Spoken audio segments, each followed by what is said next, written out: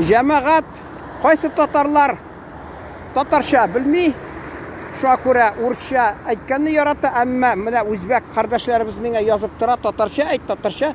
Казакъстаннан рәхмәт, алар карый. Казакъстан, Үзбәкстан, Наурыз хакында әйтәсе килә. Мин уйлап бүген йөрим, ник безнең авылда элек кышны озаталар ие, һәм нәрсә булды инде шунда? Сабантуй уздыралар ие, хезмәт бәйрәме дип әнсе ярый инде.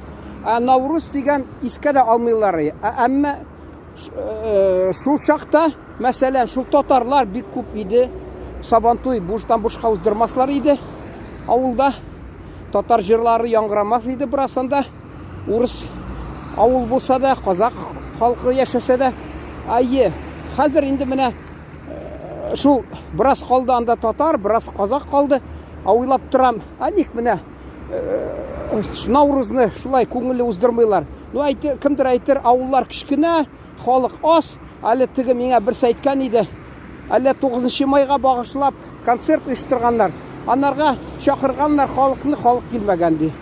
Шуңа күрә менә Наурыз бәйрәмен була бит, бигрәк тә шул минем Оренбур өлкәсендә, көньяктан да Казакъстан чигендә, мәсәлән, күрше авылларда казаклар күп. Бер авыл бар анда күршедә, шунысы барасың тагы бер авыл анда 25% татар, бераз казакта бар халкы.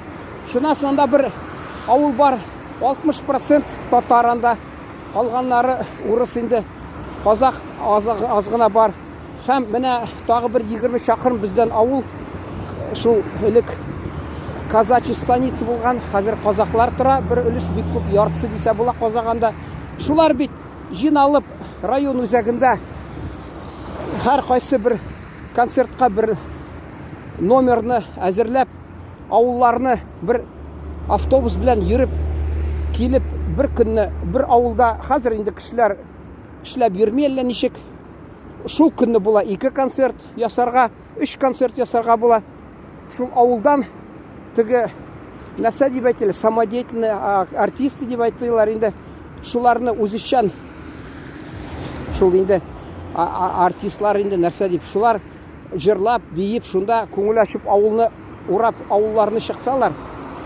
Юк, анда инде бер сәбәп бар инде, бер әйдәсәң, инде урыс әйтә, кто хочет, тот находит возможности, кто не хочет, ищет причины дип.